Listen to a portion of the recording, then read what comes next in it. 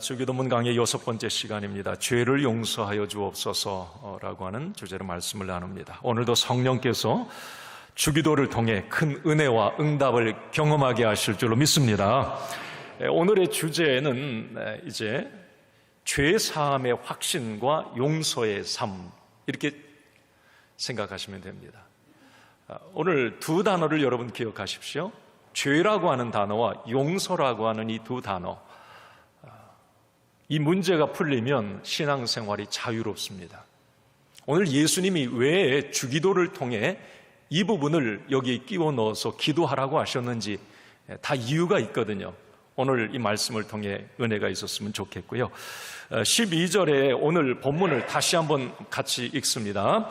우리가 우리에게 죄 지은 자를 사하여 준 것 같이 우리 죄를 사하여 주시옵고. 자, 우리가 이 본문을 읽을 때 언뜻 조건문처럼 읽혀집니다. 우리가 누군가의 죄를 용서해 줄 때 하나님도 우리 죄를 용서해 주시겠다, 이렇게 이해를 우리가 해요. 그런데 원문의 의미는 그런 의미가 아닙니다. 너무 이게 조건, 나 누군가 죄를 용서하지 않았는데 아직도 나의 왼수가 있는데 이거 어떡하지? 그럼 하나님이 내 죄 용서 안 해주시나? 그런 부담감은 굳이 가지실 필요는 없고요. 원문의 의미는 이겁니다. 하나님께 죄를 용서받은 것처럼 우리도 그렇게 살게 하옵소서. 이게 원문이에요. 하나님께서 내 죄를 용서해 주신 것처럼 나도 누군가의 잘못, 허물을 용서하며 살게 해주세요. 이게 우리 주님이 가르쳐 주신 기도의 의미입니다. 그리고 원문에 보면 오늘 12절 말씀과 그리고 지난주에 오늘 우리에게 일용할 양식을 주시옵고, 지난주 말씀 11절과 12절 사이에는 그리고라고 하는 접속사가 들어있습니다. 그런데 여기에는 생략이 되어 있어요.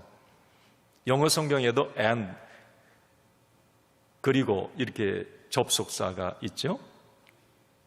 자, 이건 무슨 의미냐면, 자, 오늘 우리에게 일용할 양식을 주시옵고, 오늘 매일매일의 필요한 양식을 우리 주님께 구하라는 거죠. 그리고 또 하나, 오늘 우리가 우리에게 죄 지은 자를 용서하여 준 것 같이 내 죄를 용서하여 주옵소서. 그러니까 오늘의 어떤 용서가 필요하다는 겁니다. 오늘 하루분의 용서, 하루분의 일용할 양식이 필요하듯이, 이건 무슨 의미냐면 날마다 하나님께 용서받고 다른 사람을 용서하는 삶, 이게 매일매일 필요하다는 것을 여기에서 가르쳐 주는 거예요. 자, 그러면 한번 이제 본문 속으로 들어가 봅시다. 우리가 왜 매일 이 기도를 해야 합니까? 우리가 날마다 하나님께 용서받아야 될 죄가 뭐죠? 사실 예수 믿는 저와 여러분들은 이미 우리의 죄를 예수 그리스도의 십자가의 보혈로 해결을 받았습니다. 아멘입니까? 이게 죄 사함의 확신이에요. 예수님이 십자가에 죽으신 그 죽으심으로 과거, 현재, 미래의 모든 죄를 용서받아요. 그래서 로마서 8장 1절 2절에 보면 사도 바울이 이렇게 선포를 합니다. 읽습니다. 그러므로 이제 그리스도 예수 안에 있는 자에게는 결코 정죄함이 없나니 이는 그리스도 예수 안에 있는 생명의 성령의 법이 죄와 사망의 법에서 너를 해방하였음이니라. 자, 그리스도 예수 안에 있는 자, 예수님을 나의 구주 나의 하나님으로 고백하는 자, 예수 그리스도의 십자가 사건을 나의 사건으로 믿는 자에게는 정죄가 없다. 너 죄인이야, 이 말 못한다는 말이에요. 내 죄는 사함받았다는 말입니다. 생명의 성령의 법이 죄와 사망의 법을 이겼다는 거예요. 우리는 죄의 사함을 얻은 사람들이에요. 이 죄의 사함의 확신은 참 중요합니다. 자, 그런데 왜 예수님은 날마다 죄 용서를 받으라고 이 기도를 우리에게 가르쳐 준 거죠? 우리 죄는 이미 용서를 받았는데 또 왜 이 죄 사함에 회개의 기도를 왜 해야 합니까? 왜 그렇죠? 자, 여기에서 우리가 중요하게 한 가지 짚고 넘어가야 될 게 이 죄의 두 종류를 기억을 해야 합니다. 하나가 원죄예요. 한번 따라합시다. 원죄. 두 번째가 자범죄. 무슨 죄요? 자범죄. 제가 조금 설명을 드릴게요. 그래야 오늘 주님이 가르쳐 주신 이 부분이 이해가 됩니다. 자, 원죄는 처음 하나님의 자녀가 되기 위해서 청산해야 될 죄예요. 근본적인 죄입니다. 이걸 원죄라고 얘기를 해요. 자, 온 인류의 첫사람 아담의 죄로 인해서 하나님과 우리가 단절돼 버렸어요. 에덴 동산에서 하나님과 어떤 아담과의 그 자녀의 아름다운 관계가 파괴되어 버렸습니다. 죄 때문에. 그래서 그 죄로 말미암아 우리에게 뭐가 왔어요? 저주와 고통, 수고, 사망이 왔습니다. 이게 죄의 삭은 사망이에요. 이건 원죄입니다. 그래서 성경은 이렇게 얘기해. 다윗도 이 부분에 대해서 시편 51편에 5절에 보면 이렇게 얘기를 합니다. 읽습니다. 내가 죄악 중에서 출생하였으며 어머니가 죄 중에서 나를 잉태하였나이다. 나는 원래 어머니 뱃속에 있을 때도 죄인이었고 태어났을 때도 죄인이다. 어머니가 죄 중에 나를 잉태했고 태어났다. 나는 죄 중에.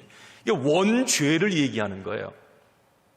사도 바울도 이 부분에 대해서 로마서 3장 23절에 이렇게 표현을 하고 있어요. 모든 사람이 죄를 범하였음에 하나님의 영광에 이르지 못하더니. 모든 사람은 죄인이라는 겁니다. 모든 사람은 죄인이다. 자, 그런데 내가 원래부터 엄마 뱃속에서부터 죄인이었고 그리고 태어나서도 모든 사람은 죄인이다. 이 부분은 원죄를 말하는 겁니다. 그런데 예수님은 십자가의 죽으심으로 그 십자가의 보혈로 예수 그리스도의 십자가를 믿는 자에게 원죄의 사함을 주셨어요. 그래서 우리는 원죄의 사함을 얻고 하나님의 자녀가 된 겁니다. 하나님과 더 이상 단절된 원수의 관계가 아니라 잘못된 관계가 아니라 하나님을 아버지라 부를 수 있는 원죄에서 자유함을 얻어서 하나님과 우리가 자녀의 관계가 되었어요. 이게 원죄예요. 이 문제를 우리는 다 청산을 받았습니다. 여러분 예수 믿으면 아멘 합시다. 그렇죠. 예수님이 나의 구세주 나의 하나님이 되심을 믿으시죠. 그러면 우리는 원죄에서 자유함을 얻었고 이제 하나님의 자녀가 되었어요. 이건 확실합니다. 자, 그런데 두 번째, 자범죄의 문제예요. 이 자범죄라고 하는 것은 하나님의 자녀가 된 이후에도, 내가 구원받은 이후에도 나의 연약함을 통해서 짓는 죄들을 말해요. 하나님의 자녀로도 죄를 지어요. 여러분 안 집니까? 하나님의 자녀가 되었음에도 불구하고 한 주 살면서 말로 행동으로 생각으로 하나님 마음 아프게 할 때가 참 많잖아요. 이 자범죄예요. 이건 예수를 안 믿어서 그런 게 아니라 예수 믿음으로도 이런 죄에 우리가 빠질 때가 있습니다. 우리에게는 예수 믿어도 이 죄의 본성이 있어요. 계속해서 이 죄와 싸워야 됩니다. 내 안에 어떤 성령님이 나를 주장하시고 내가 하나님의 자녀가 되었음에도 불구하고 틈만 나면 이 죄의 유혹을 받게 되고 이 죄의 본성이 이 성령의 법을 막 잡아 끌어내릴 때가 있어요. 그리스도인들도 그 죄의 유혹에 못 이겨서 넘어가고 죄 짓고 이런 일들이 많이 있다. 이게 샤범죄예요. 이 부분은 위대한 사도 바울도 이 부분에 대해서 한마디 해요. 로마서 7장 23절 24절에 이렇게 말합니다. 읽습니다. 내 지체 속에서 한 다른 법이 내 마음의 법과 싸워 내 지체 속에 있는 죄의 법으로 나를 사로잡는 것을 보는도다. 오호라, 나는 곤고한 사람이로다. 이 사망의 몸에서 누가 나를 건져내랴. 이 고백을 할 때 사도 바울은 복음의 투사입니다. 교회를 세우고 위대한 사도예요. 모든 사람들이 다 우러러보는, 야, 저 사람이 이 고백을 해? 그런데 사도 바울은 솔직히 말해요. 무슨 고백입니까? 내가 하나님 말씀대로, 하나님 뜻대로 살려고 하는데 이게 내 안에 또 다른 법이 하나가 있어. 그게 죄의 본성이에요. 죄의 법이에요. 그게 자꾸 막 나를 끌어내린다는 거예요. 나는 하나님의 말씀대로 살려고 하고 이 죄의 어떤 이 법은 나를 또 굴복시키려고 하고, 그래서 나는 날마다 그 어떤 유혹과 죄악들과 싸운다는 거예요. 그게 참 곤고하고 힘들다. 이 사도 바울의 솔직한 고백이에요. 그렇습니다. 우리는 하나님의 자녀가 되었어도 이렇게 천국 갈 때까지 죄의 본성과 끊임없이 싸워야 돼요. 세상은 사단의 권세와 죄의 유혹이 있는 곳입니다. 그래서 하나님의 자녀라도 매일매일 넘어지는 거예요. 자꾸. 예수님은 이런 연약함을 아셨어요. 하나님의 자녀가 되었어도 매일매일 나의 죄를 용서하여 주옵소서, 이 기도를 드려야 된다는 걸 예수님은 알고 계셨습니다. 그래서 우리에게 이 주기도를 오늘 우리에게 일용할 양식, 오늘 우리가 죄 지은 자를 사해 준 것, 오늘 이 기도를 매일매일 드려야 된다는 거예요. 이 자범죄의 문제입니다. 자범죄. 사실 주기도문은 예수 안 믿는 불신자들에게 가르쳐준 기도가 아니고요, 예수 믿는 예수 공동체 하나님의 자녀들에게 가르쳐준 기도예요. 이 기도가 믿는 자의 기도입니다. 그러면 오늘 우리 예수님이 가르쳐주신 이 기도, 죄 사함의 확신, 용서, 이건 원죄의 문제가 아니에요. 우리는 원죄의 문제는 해결받았고 매일매일 하나님의 자녀로 살면서 넘어질 때 하루를 마감하며 매일 오늘 죄 사함의 어떤 회개가 필요하고 누군가를 용서하는 용서가 필요하다는 것, 이 기도를 믿는 자들은 꼭 해야 된다고 우리에게 가르쳐 주신 겁니다. 자, 여러분, 이 원죄와 이 자범죄의 문제에 대해서 예수님이 기가 막힌 비유 하나를 들어주셨어요. 요한복음 13장에 보면 예수님이 십자가 지시기 전에 이 제자들 발 씻기는 장면, 세족식 장면이 나옵니다. 요한복음 13장에. 자, 이제 제자들 12제자를 모아놓고 예수님이 제자들 발을 씻기려고 할 때 그때 제자들이 깜짝 놀랍니다. 특히 베드로가 말을 해요. 아니, 선생님, 어떻게 선생님이 제자들의 발을 씻깁니까? 이게 요즘에는 가능해요. 요즘에는 우리 목사님이 성도님들 발도 씻겨 세족식 하고 교수님이 제자들 발도 씻기고 하잖아요. 요즘에는 그런 문화가 있었지만 예수님 당시에는 큰일입니다. 아니, 랍비 스승이 제자들의 발을 씻기는 건 이건 있을 수가 없어요. 아주 모욕적인 거거든요. 그 유대인의 문화 속에는. 그런데 예수님이, 스승이 제자들의 발을 씻기려고 할 때 아니나 다를까 베드로 깜짝 놀라서, 예수님 절대 지금 그런 일 하지 마세요. 아니, 누가 봐요. 그러면 우리 이 예수 제자 공동체 이상한 단체로 여길 테고, 아니 예수님 절대 지금 그런 일 하지 마세요. 그때 예수님이 베드로에게 뭐라고 하죠? 베드로야, 내가 내 발을 씻기지 않으면 너하고 나하고는 상관이 없다, 이렇게 얘기를 해요. 그러니까 내가 내 발을 씻기지 않으면 너는 내 제자가 아니야, 이 의미거든요. 그때 베드로가 예수님께 그러죠. 그러면 예수님, 발만 씻기지 말고 이 손과 머리까지 온몸 다 씻겨주세요. 막 그래. 베드로가 참 다혈질이에요. 금방 안 됐다고 그랬나? 금방 됐다고. 자, 그때 예수님이 요한복음 13장 10절 상반절에 이런 말씀을 해요. 오늘 이제 본문에 중요한 연결되는 부분이에요. 읽습니다. 예수께서 이르시되 이미 목욕한 자는 발밖에 씻을 필요가 없느니라 온몸이 깨끗하니라. 여기서 여러분 이 씻음, 이 죄 용서에는 두 가지가 있음을 말하는 거예요. 아까 원죄, 자범죄 얘기했죠. 온몸 씻음, 이것은 처음 하나님의 자녀가 되기 위해서 원죄를 용서받는 것이라면 발 씻음은 매일매일의 자범죄를 용서받는 것이라 알 수 있습니다. 유대인들은 그 팔레스타인은 뭐 우리처럼 신발이 이렇게 뭐 가죽으로 딱 막혀 있는 게 아니라 샌들이잖아요. 그러니까 거기는 모래바람 많고 먼지들이 금방 발에 묻습니다. 그래서 집집마다 들어가는 입구에 뭐가 있어요? 이 물두멍 같은 게 있어요. 그래서 성전에 들어가도 이 가장 손 씻고 물두멍이 있는 거예요.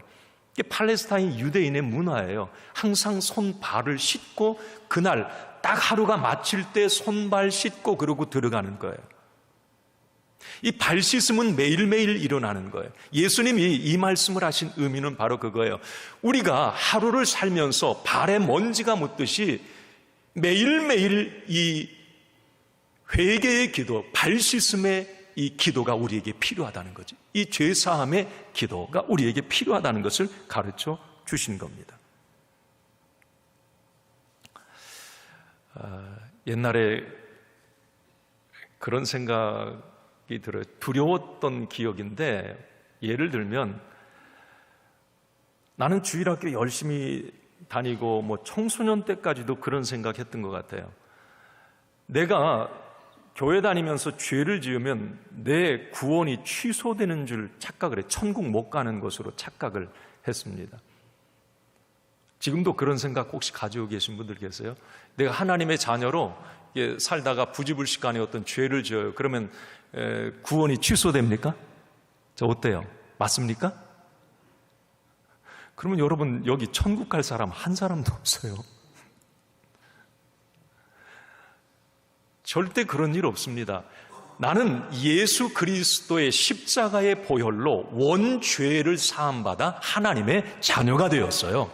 하나님의 자녀가 된 이후에도 우리는 넘어집니다. 넘어져요. 예수님은 그걸 아셨기 때문에 우리에게 이 기도를 매일매일 하라고 가르쳐 주신 거예요. 자범죄의 회개입니다. 여러분 걱정하지 마세요. 예전에 막 그래, 부흥 강사님이 한번 오시면 회개해, 막 천국 못 가, 막 이래가지고 얼마나 발발 떨었는지. 뭐 죄진 게 내가 봐도 이 젊을 때 뭐 하고 그런 것 같은데, 그러면 나 이게 천국 못 가네, 나 구원 못 받아, 막. 그건 아니에요. 여러분, 내 자녀가 다른 자녀보다 오히려 더 잘못할 때가 많죠. 그렇지만 내 자녀 맞아요. 내 자녀가 취소되진 않아요.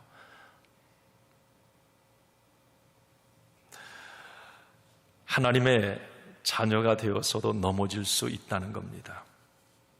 그래도 자범죄로 인해 구원이 취소되지는 않는다. 하나님께, 우리 하나님 아버지, 이제 아버지라 부르게 되었어요. 원죄를 사한 바 그 아버지가 되었기 때문에 그 아버지는 그 자녀의 죄를 용서해 주세요. 자범죄를. 이게 요한일서 1장 9절 말씀에도 우리가 잘 아는 말씀이죠. 만일 우리가 우리 죄를 자백하면 그는 미쁘시고 의로우사 우리 죄를 사하시며 모든 불의에서 깨끗하게 하실 것이요. 요한일서는 믿는 자들에게 보낸 편지예요. 믿는 사람들도 죄를 짓는다는 걸 전제로 하고, 내가 예수 믿으면서 죄를 지으면 우리 하나님은 너를 사랑하시기 때문에, 아버지가 되시기 때문에 너의 죄를 또 용서하시고 그리고 예수님도 매일매일 아버지께 그 죄를 고백하고 용서받고 새롭게 또 다음날 일어나서 새롭게 이렇게 살 것을 우리에게 가르쳐 주신 겁니다. 그러면 한번 그런 생각해 보세요. 왜 우리가 이렇게 하나님의 자녀가 된 이후에도 매일매일 이 주님이 가르쳐 주신 오늘 회개가 왜 필요한 걸까? 그것은 하나님과의 친밀한 사귐 때문입니다. 죄는 반드시 하나님과 멀어지는 결과를 가져오게 됩니다.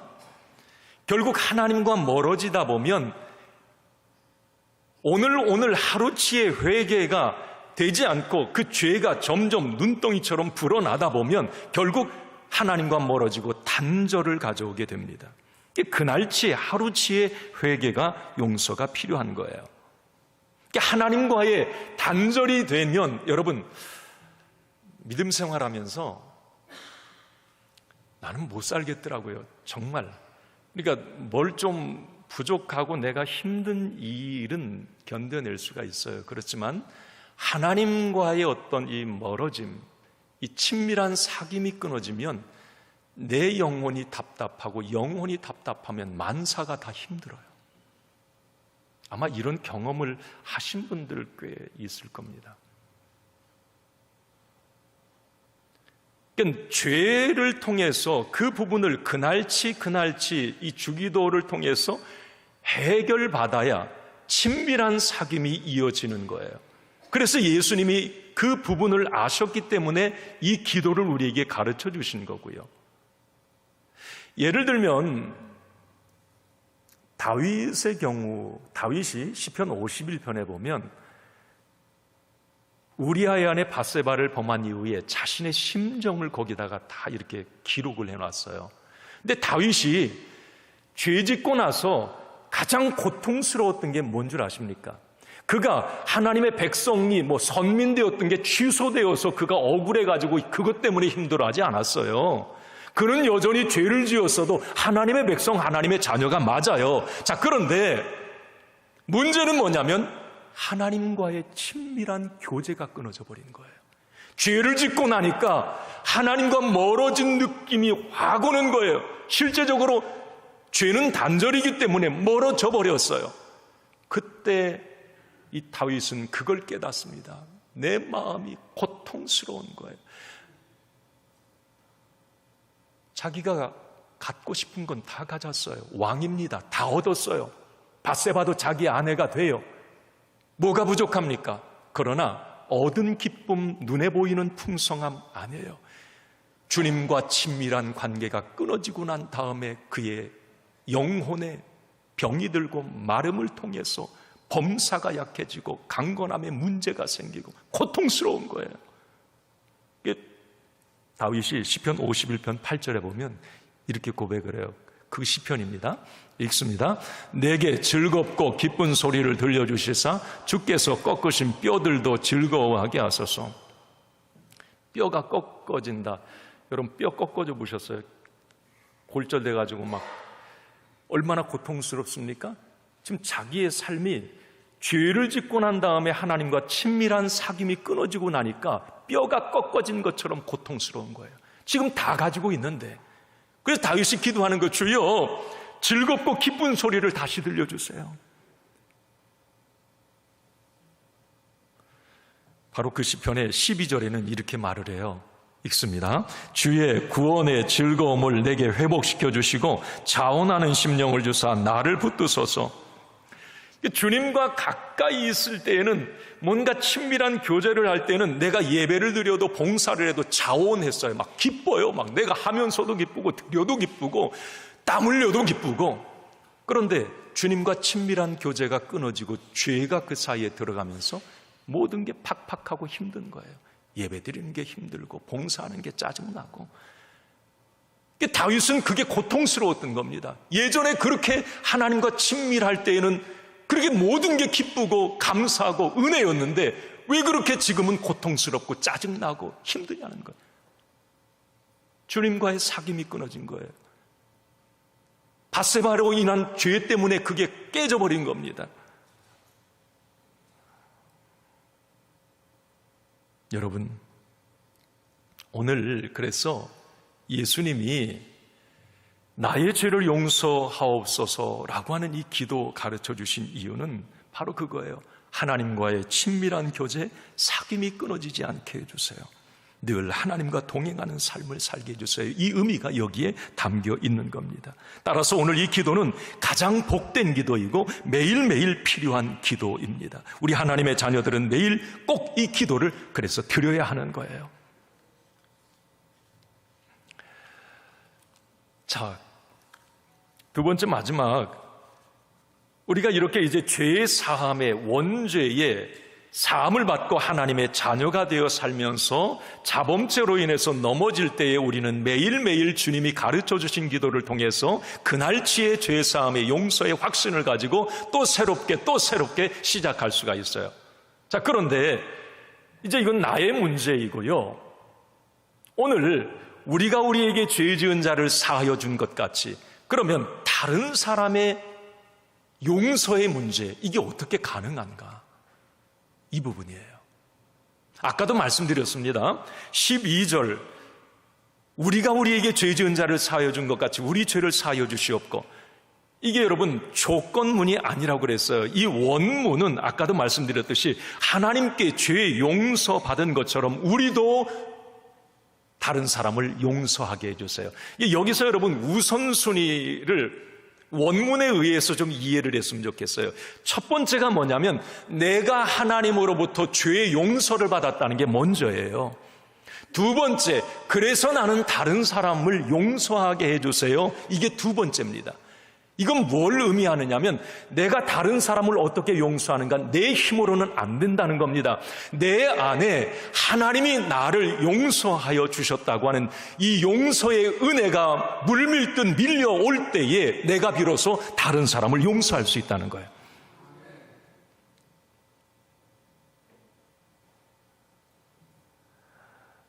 이 예가 성경에 나와 있어요. 여러분, 오늘 이 12절 거기 보면 모든 성경에 2 숫자로 써 있고 그 밑에 하단에 주석들이 붙어 있을 거예요. 이 죄라고 하는 건 죄를 사하여 준 것처럼, 빛을 탕감하여 준 것처럼 이 빛 부채와 이 죄를 여기서 같이 연결을 해요. 이 부분이 마태복음 18장에 보면 예수님이, 아마 오늘 6장 이 부분과 좀 많이 연결된 부분이에요. 1만 달란트, 10,000달란트 빚진 자 이야기를 해요. 마태복음 18장은 용서에 관한 장입니다. 몇 번 용서하리까? 70번씩 7번. 그 이야기도 여기 나오는 거고요. 그 이야기 끝에 1만 달란트 빚진 자 이야기를 해요. 이 비유입니다. 내용인즉슨 이거예요. 어떤 사람이 왕에게, 그러니까 왜 왕에게 빚을 졌는지, 10,000달란트의 빚을 졌어요. 달란트라고 하니까 좀 감이 안 오잖아요. 달란트. 성경의 단위니까. 그런데 예를 하나 들어보면 그 당시에 이 이스라엘이 로마의 식민 지배를 받고 있었는데 그 유대인들이 로마에 1년치 내는 세금이 800달란트였다고 합니다. 그럼 1만 달란트면 12년치 국가 세금이에요. 그 빚을 졌다. 여기서 이 10,000달란트라고 하는 거에서 상상의 금액, 우리가 1,000억, 그냥 상상, 도저히 사람이 갚을 수 없는 액수, 10,000달란트 이렇게 말한 거예요. 실제적으로 10,000달란트 빚을 진 게 아니고 도저히 사람이 갚을 수 없는. 자, 왕이 가만히 보니까 그 사람을 보니까 이 10,000달란트 도저히 갚을 수 없는 금액이고요. 그래서 이 왕이 그 사람을 불러서 그 27절에 보면 불쌍히 여겨 그 빚을 탕감을 해줍니다. 왜? 도저히 그 사람 입장에서는 갚을 수 없고 제발 좀 용서해 달라고 해서 이제 왕이 긍휼히 여겨 주었던 거예요. 자, 그리고 이 사람이 얼마나 기뻤겠어요. 이 10,000달란트를 이제 없이 딱 탕감받았으니까 막 기쁘게 이제 나와서 막 살아요. 그러다 어느 날 누구를 만납니까? 자기에게 100데나리온의 빚을 진 사람을 만납니다. 100데나리온, 1만 달란트, 예를 100억 하면 한 100만 원 정도 되는 금액. 그 사람을 멱살을 잡더니, 야, 너 잘 만났다. 너 내게 100데나리온 이 빚 줬으니까 갚아. 그런데 이 100데나리온은 빚진 사람이 너무 형편이 어렵고 그래서 좀 제발 봐달라고 그래요. 그런데 안 봐줘요. 끝까지 갚으라. 못 갚으니까 감옥에 가둬버렸어요. 그 소식을 누가 들어요? 왕이 들어요.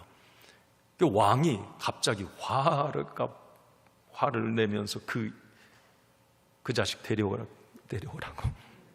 1만 달란트, 내가 빚 탕감해준 그 녀석 데리고, 그러면서 그 왕이 그 1만 달란트 빚 사해준 사람에게 이렇게 말을 해요. 마태복음 18장 32절과 33절입니다.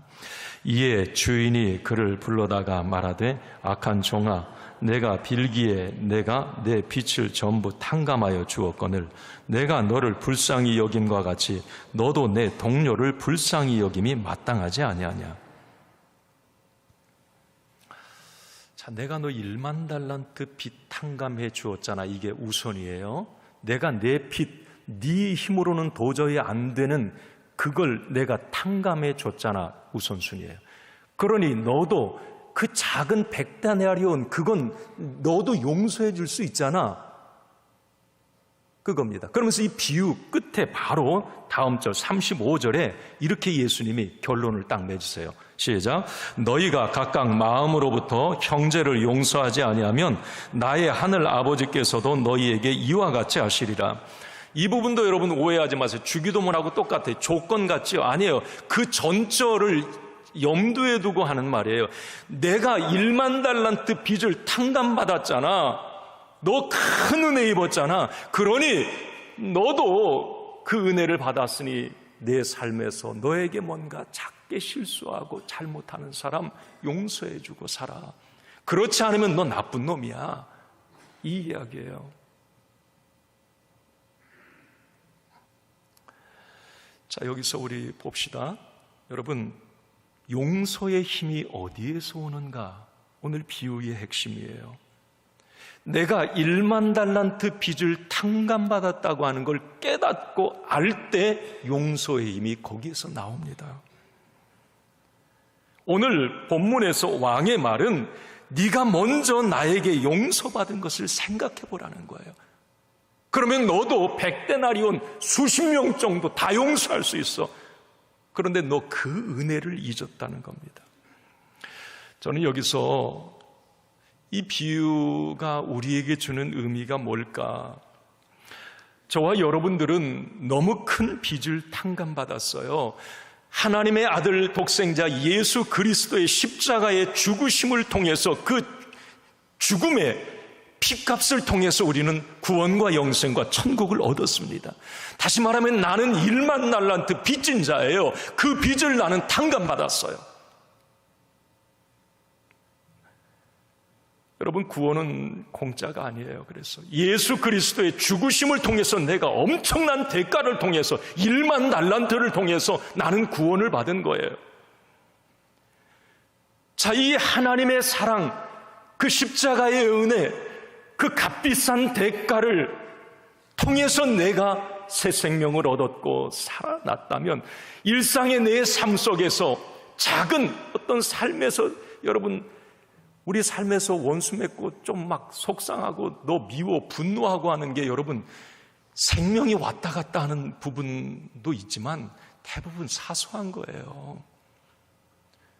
사소한 것 때문에 원수 맺고 말 한마디, 아니 내가 하나님의 자녀가 되므로 영생을 얻었고 천국을 얻었다. 1만 달란트를 얻은 너라면 100데나리온 정도의 너한테 그런 실수함을 용서하고 살아야 되는 건 당연한 것 아니야? 주님의 말씀입니다. 나에게 빚진 자만 바라보면 절대 용서가 안 돼요. 나를 용서해 주신 하나님을 바라볼 때 가능한 겁니다. 한마디로 여러분, 내 안에 하나님의 어떤 용서의, 죄사함의 용서의 그 은혜의 밀물이 내 안에 밀려 들어올 때에 누군가를 향한 어떤 분노, 미움, 상처, 아픔, 그게 밀려나가게 되어 있어요. 가장 우선적인 것은 하나님의 나를 향한 사랑의 그 밀물이 내게 밀려 들어와야 돼요. 하나님이 1만 달란트의 나의 빚을 사하여 주셨다. 나는 그 빚을 탕감받았다. 이 은혜에 내가 잠겨 있을 때에 누군가가 용서가 되는 거예요. 그 용서는 절대 강요해서는 안 됩니다. 누가 누구 용서하라고 그렇게 말은 하지 마세요. 저도 이 부분은 조심스러워요. 그건 본인이 할 수 있는 거예요. 예를 들어서 여러분, 내 가족 중에 누군가가 누구를 통해서 죽임을 당했어요.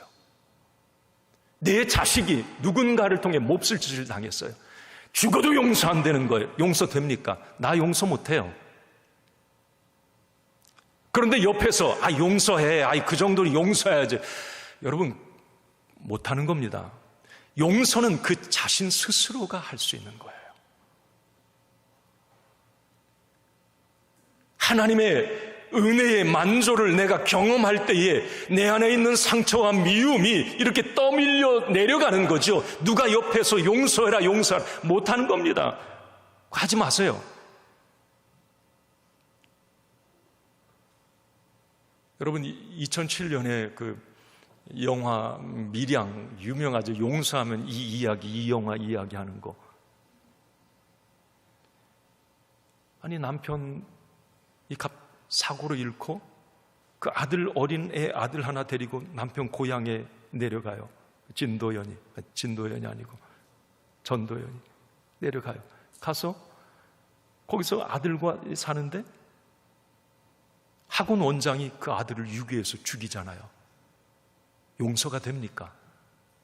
누가 용서하라고 그래요? 죽어도 안 되는 거예요.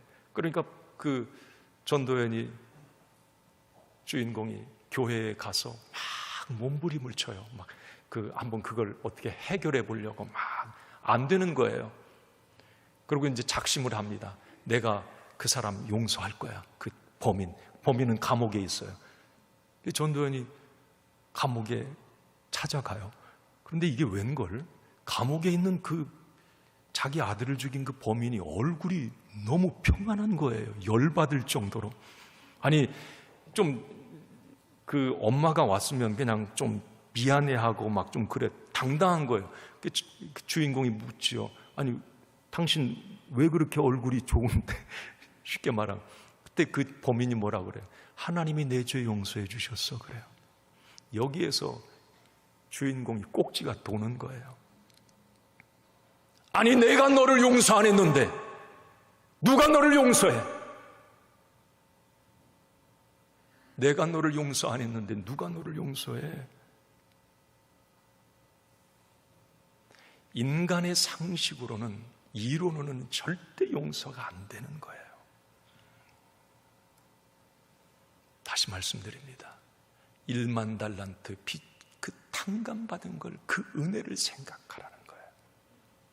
내가 그 은혜의 만조를 경험할 때, 그 은혜의 밀물이 내 안에 밀려 들어올 때 너의 상처를 아물게 하고 누군가를 미워했던 미움과 분노가 슬슬 이렇게 떠내려 가게 되고 용서를 하게 돼요.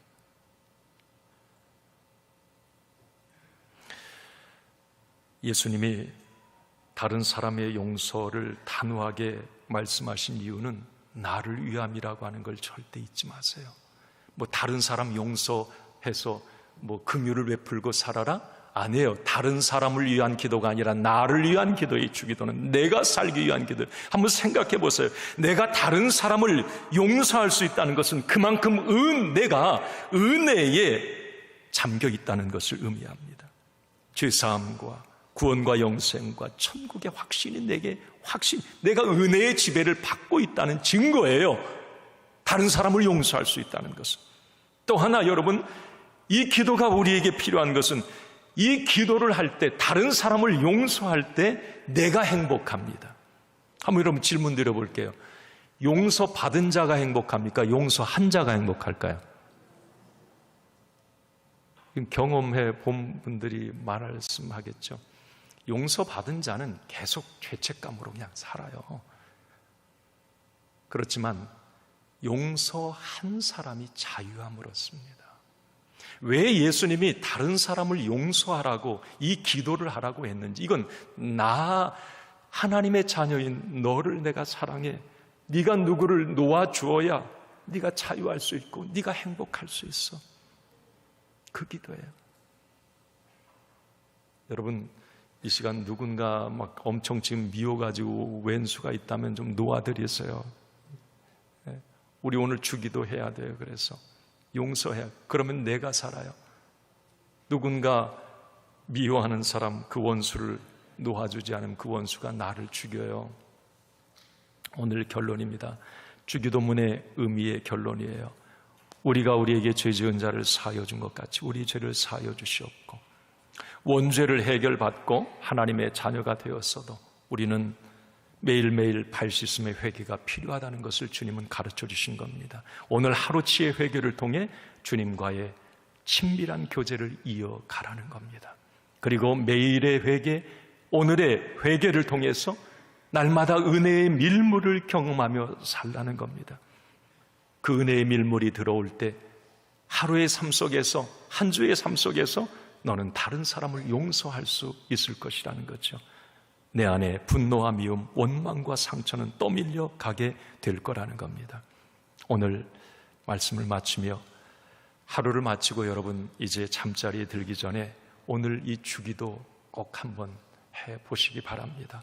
오늘도 하루의 삶에서 하나님, 내가 이런 부분에 잘못된 부분들이 생각나며 자범죄입니다. 아버지 용서해 주세요. 아버지 이 죄를 사해 주세요. 오늘 그 기도를 여러분들이 마치면서 드리셔야 되고, 또 하루의 마지막, 오늘 하루 살면서 누군가에게 뭔가 내 마음에 캥기는 사람, 그 일이 있다면 주님 용서할 수 있게 해주세요. 왜? 내가 자유함을 얻어야 되니까. 주님, 그 사람을 용서할 수 있는 그 은혜의 밀물을 내가 경험하게 해주세요. 이 기도가 오늘 주기도의 기도니까 여러분 이 기도를 날마다 하루 마치면서도 하시고, 날마다 새롭게 매일 새롭게 여러분들의 삶이 그래서 이어지기를 주님의 이름으로 간절히 축복합니다.